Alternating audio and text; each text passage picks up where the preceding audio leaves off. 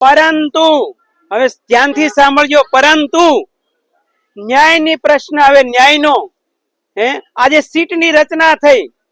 કેટલા ધારાસભ્યો? 15. કેટલા MP?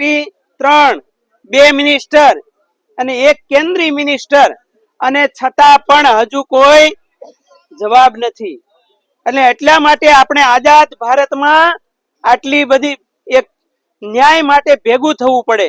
આટલા આખા ગુજરાતમાં તમે જો કોળી સમાજ આમથી આમ હિલોળે ચડ્યો છે, અને ત્યારે હિન્દુત્વને નામે આવતા અમુક સંગઠનો એને પૂછજો કે આ નવનીતભાઈ હિન્દુનો દીકરો નથી, સનાતનનો દીકરો નથી?